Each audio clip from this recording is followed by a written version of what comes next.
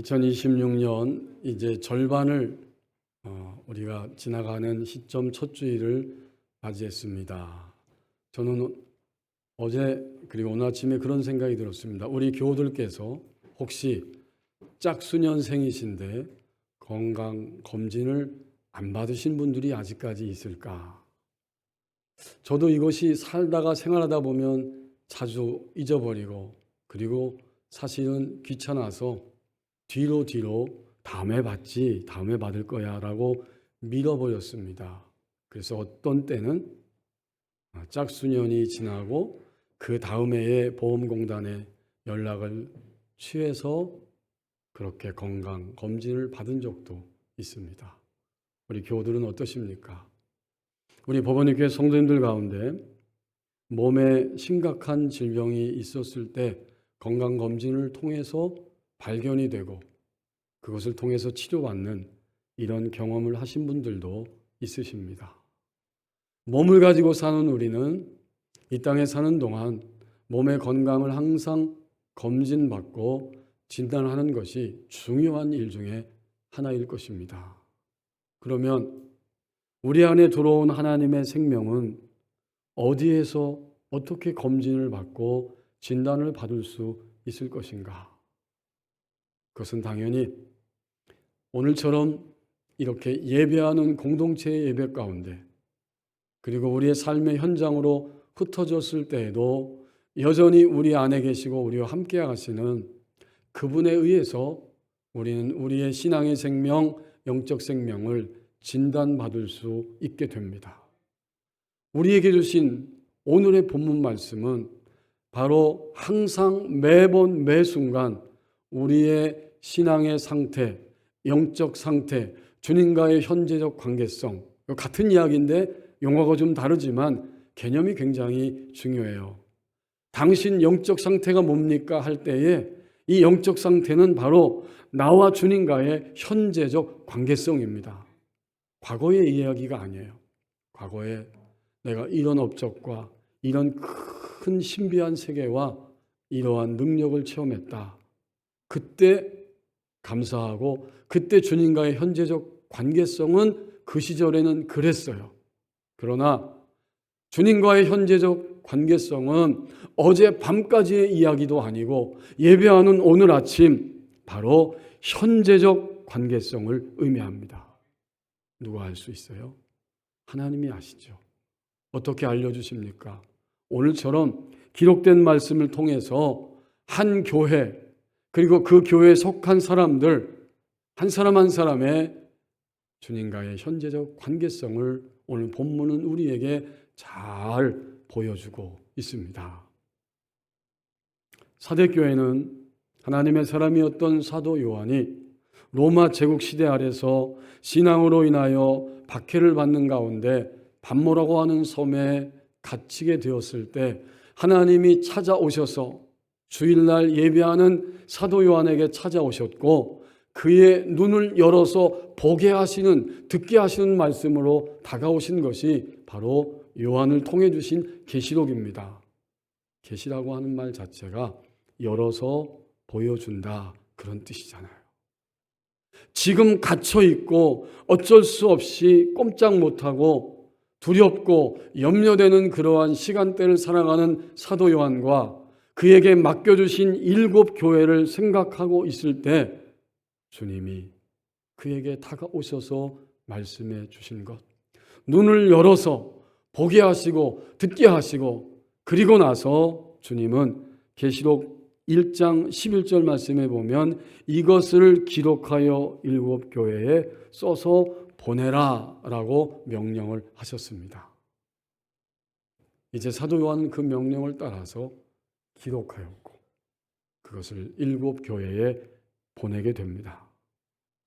요한이 신앙으로 인하여 갇혀있는 반모 섬에서 바로 육지를 향해 올라왔을 때 거기는 로마가 세계를 지배하면서 길을 잘 닦아 놓았는데 그 순환도로를 바로 마주하게 되고 순환도로상 순서적으로 쭉 거쳐가면서 7 교회가 펼쳐지게 되는데 에베소, 서머나, 버가모, 두아디라, 그리고 오늘 본문으로 주신 5번째 교회인 사대 교회를 지나가게 되고 나머지 2개의 교회인 빌라델비아, 라오디게아 교회가 있습니다.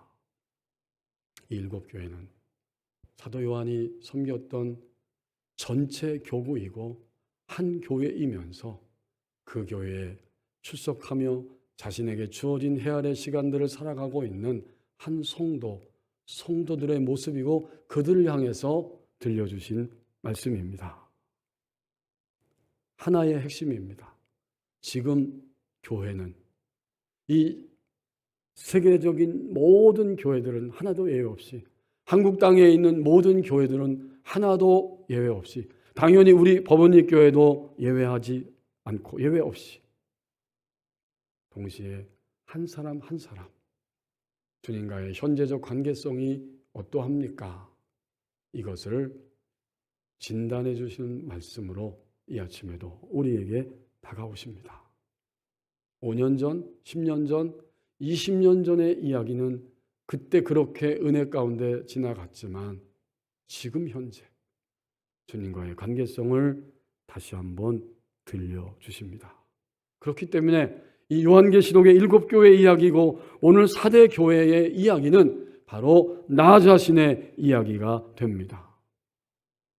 요한계시록 1장 20절에서 예수님이 열어서 보여주신 계시가 무엇인지, 이 계시록 전체가 이거야라고 사도 요한에게 친히 가르쳐 주셨어요.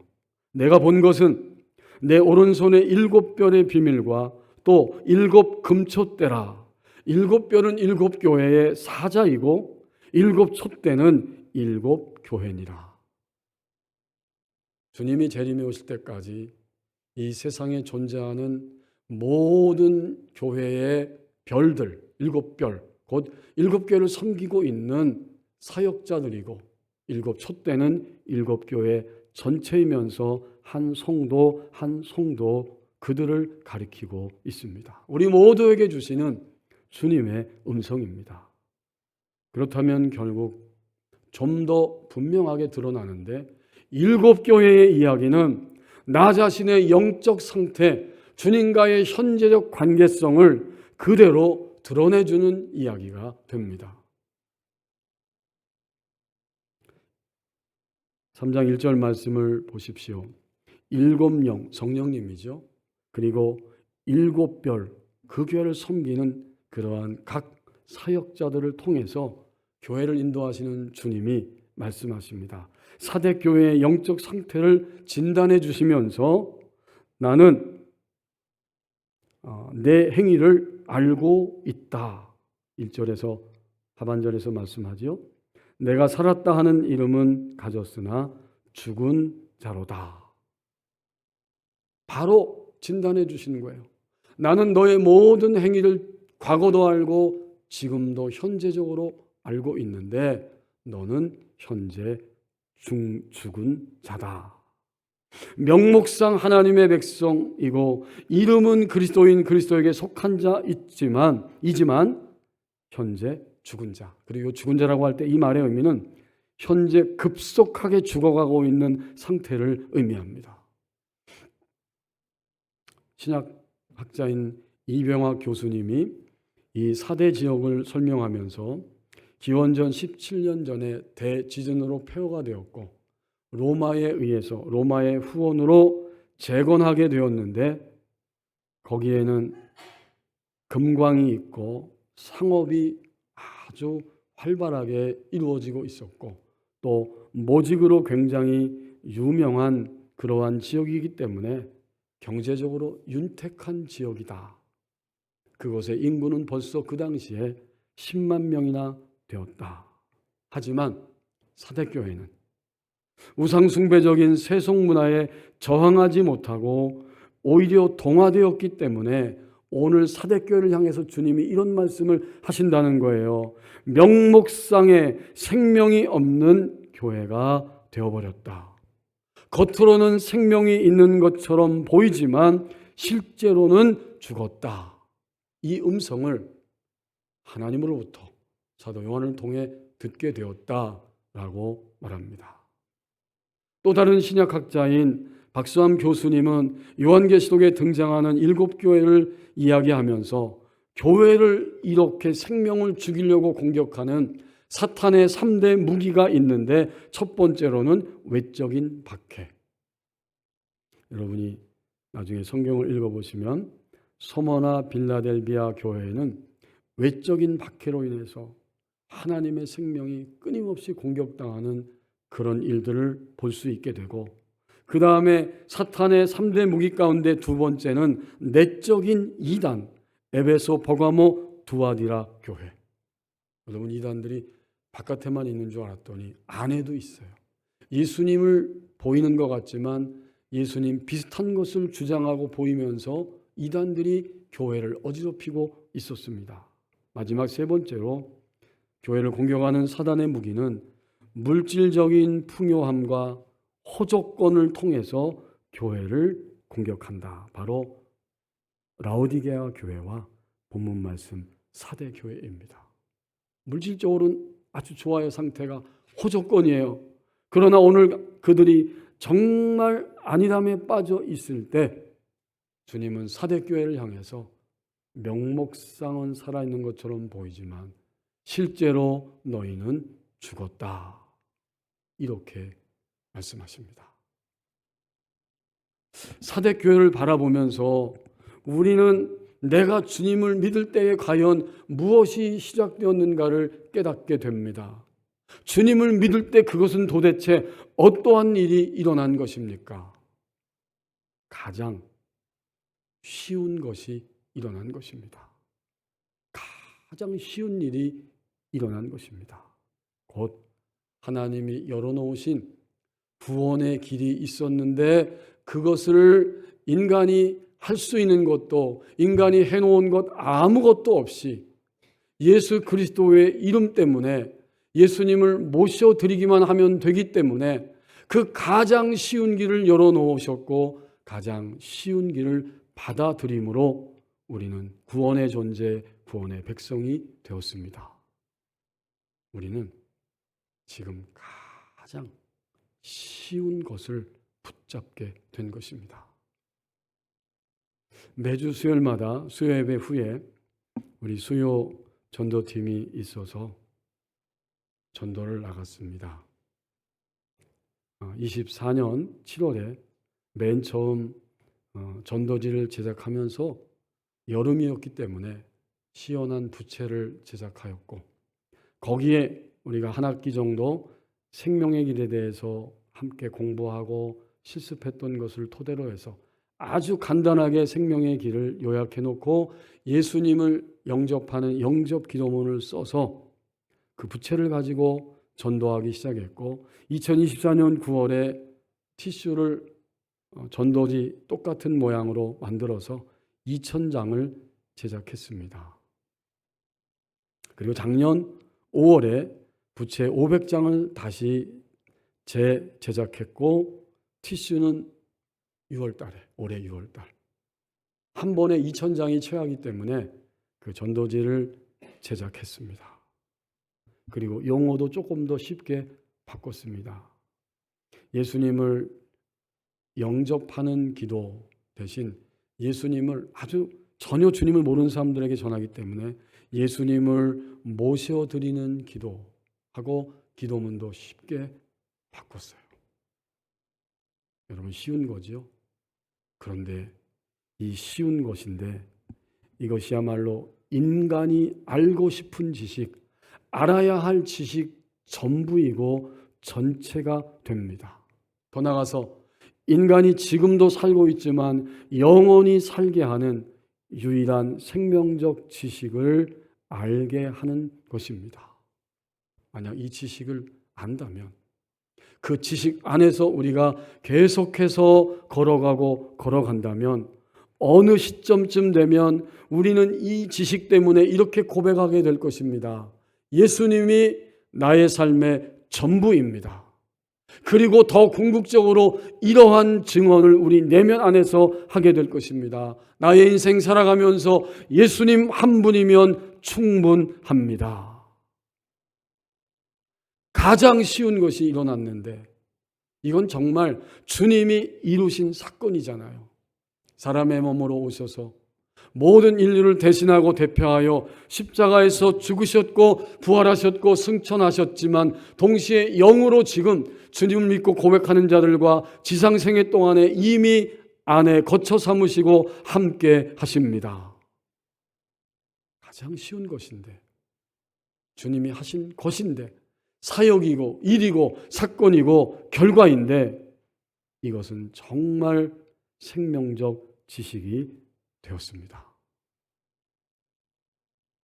우리 교우들이 전도지를 나눠줄 때 다시 돌아와서 함께 나누는 시간이 있는데 놀라운 이야기들을 매주일 듣게 됩니다. 아무리 보아도 신기한 거예요. 어떤 어르신들은, 어떤 사람들은 그것을 줄 때 단호하게 거절하는데 어떤 사람들은 그것을 무엇인가 보고 자기 입으로 읽기도 하고 따라서 읽기도 하면서 예수님을 받아들이는, 모셔드리는 놀라운 일들이 끊임없이 일어나게 됩니다. 그들은 정말 그날 가장 쉬운 것을 받아들였지만 그 쉬운 것은 인간을 전부를 살게 하는 생명적 지식을 받아들인 것입니다. 이거 쉬운 거예요. 하지만 오늘 우리에게 주신 사대교회의 이 모습을 다시 한번 보십시오. 쉬운 것인데 그 쉬운 것으로 시작했지만 점점 더 쉬운 것을 향해 발걸음을 옮기는 것은 또 다른 차원의 이야기라고 하는 것을 오늘 사대교회 모습을 통해서 우리에게 들려줍니다. 그럼에도 사랑의 주님이 사대교회로 찾아오실 수밖에 없었고 그들의 현재적 상태를 진단해 주실 수밖에 없었습니다. 한 사람 한 사람을 바라보시면서 사대교회 나의 아들과 딸들아, 너는 지금 명목상 그리스도인이지만 너는 지금 죽어 있다. 이게 주님의 진단이에요. 급속하게 마지막 죽음의 지점을 향해서 너희는 너희의 인생을 살아가는 중에 있다. 그들을 향한 진단입니다. 진단은 병듦의 상태에서 벗어날 수 있는 가장 우선적이고 최상의 지름길이잖아요. 언젠가 한번 말씀드린 기억이 나는데 제가 고향교회에서 고등부 2학년 때 저희 예배 마치고 담임하셨던 그 권사님, 최 권사님이 계십니다. 공과 공부하시면서 병원에 입원해 있는 자기 여동생의 이야기를 들려주신 기억이 있습니다. 교통사고가 났어요.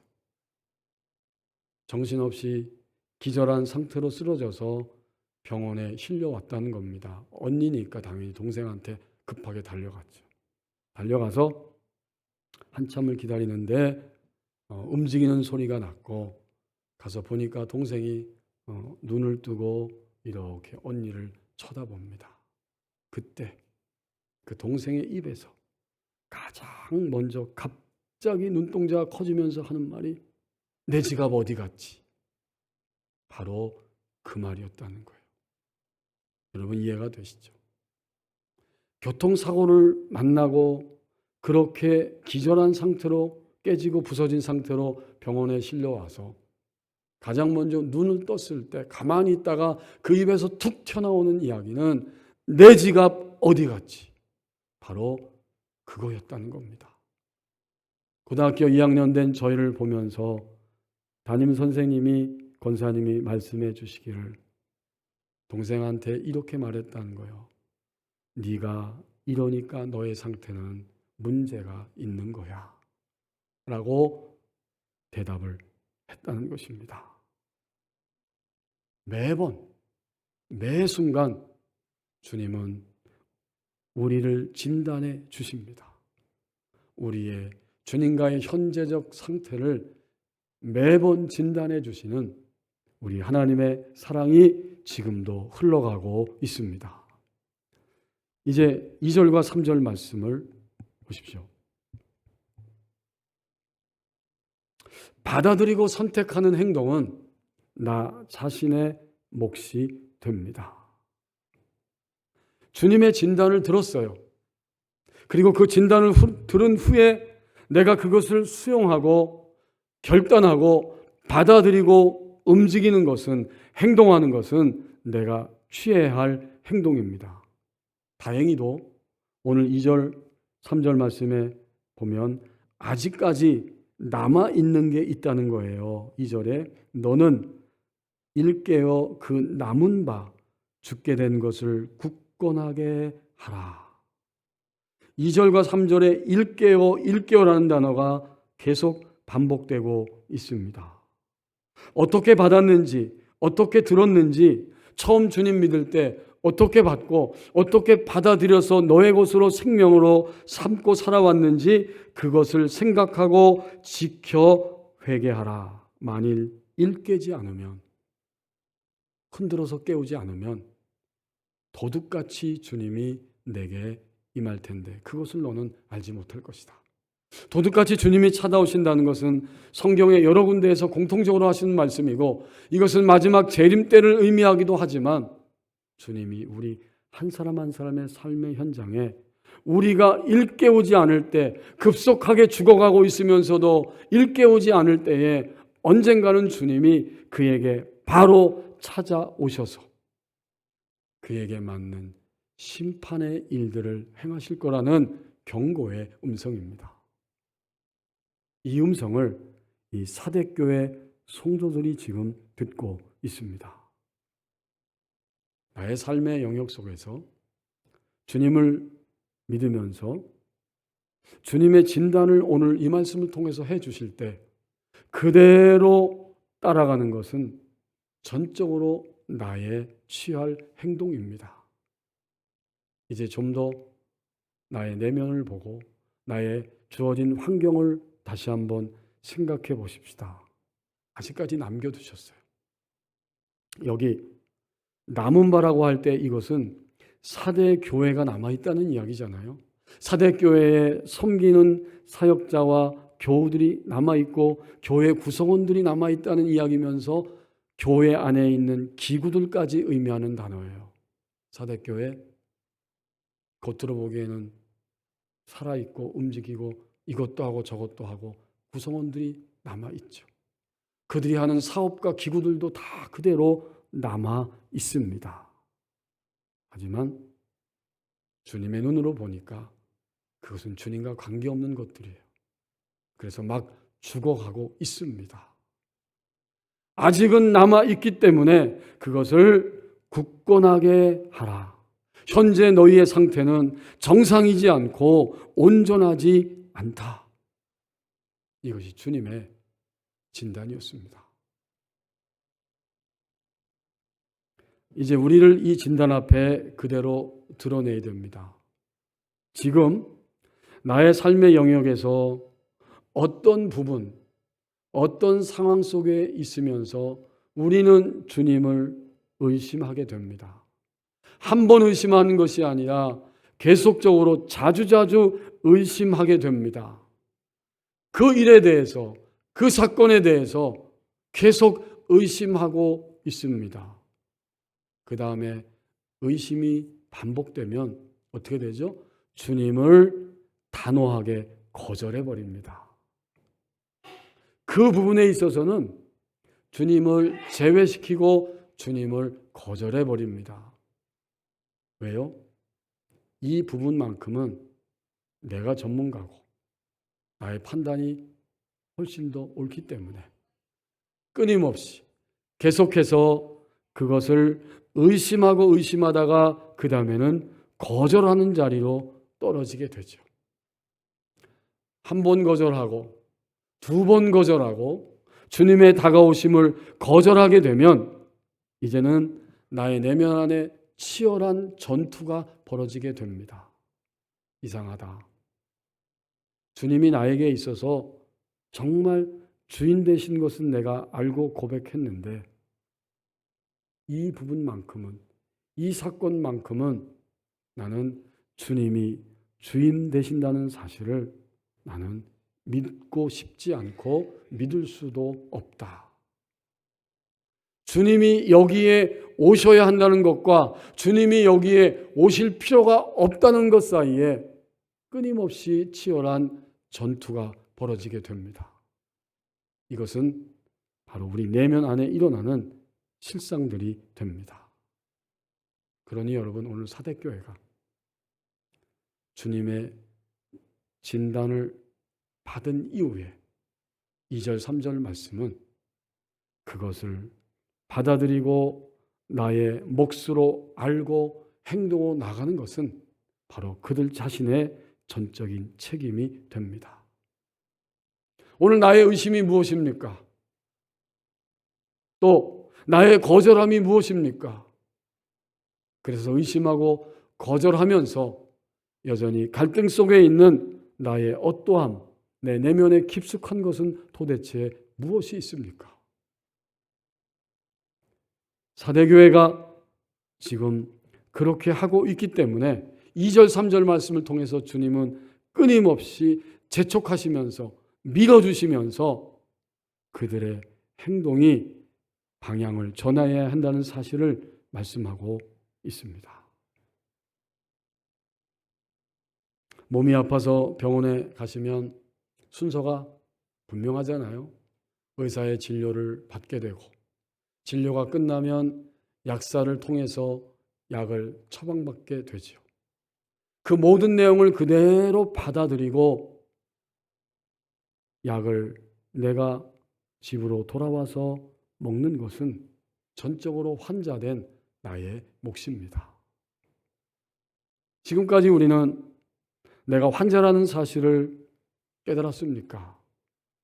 오늘 놀랍게도 주님은 사대교회 모습을 통해서 바로 나의 사랑하는 법원리 교회 나의 자녀들아, 오늘만큼은 내가 너희 상태를 진단해 주는데 너희는 환자다. 저도 환자고 우리 교우들도 지금 주님이 여전히 결핍된 환자라고 말씀해 주십니다.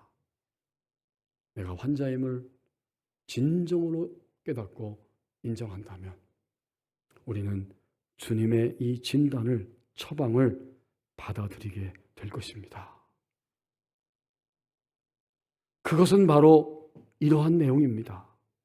지금 당장 다시 나의 행동에 우선순위를 점검하라고 하는 말씀입니다. 여기서부터 시작되는 거예요. 나의 삶의 행동의 우선순위를 점검하라. 그렇게 주님을 바라본다면 점검받기 위해 결과가 나타나게 될 것입니다. 그 결과는 주님이 가장 마침내 주님이 나에게 있어서 나의 오늘의 삶과 앞으로 영원토록 내일의 삶 가운데서도 주님이 가장 크게 보이기 시작합니다. 주님이 가장 크게 보이는 거예요. 이 질문에 여러분, 이 내용에 동의하십니까? 나의 이 억울함, 이 근심, 이 답답함, 내가 휘청거리고 있는 유혹, 이것들 앞에서 주님이 가장 크게 보이십니까? 그러면 우리는 환자에서 첫걸음을 지금 뛴 거예요. 주님이 가장 크게 보이는 거예요. 내 삶에 있어서.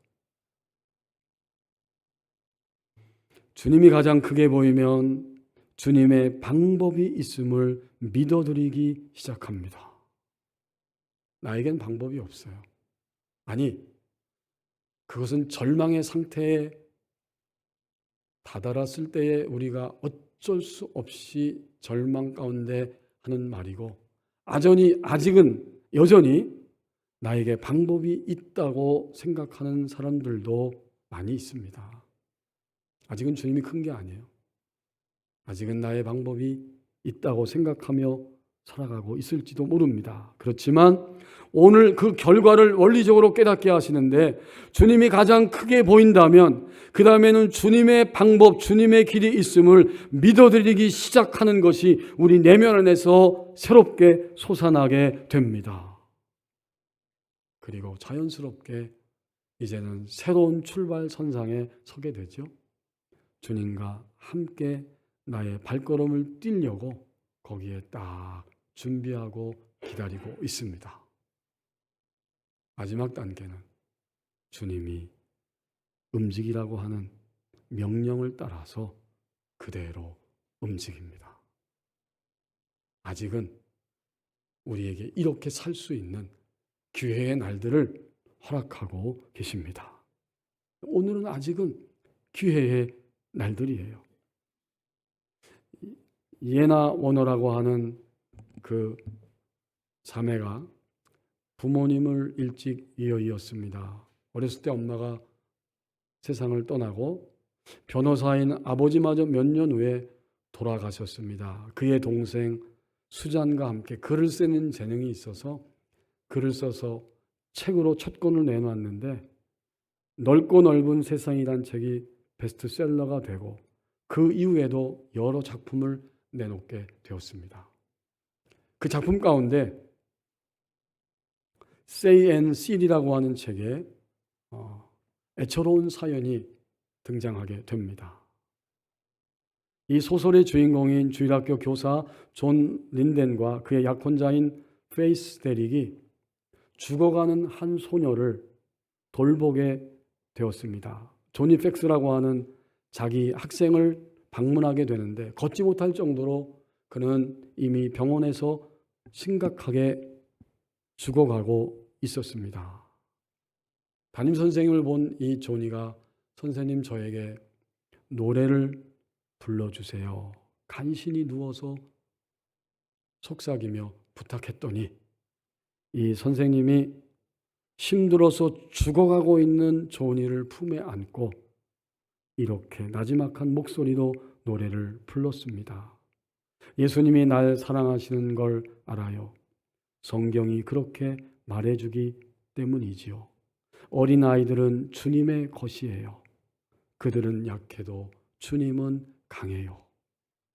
이 노랫소리가 흘러나올 때 조니는 아주 희미한 미소를 지으면서 선생님 제 머리를 좀 빗겨주세요. 머리를 빗어줍니다.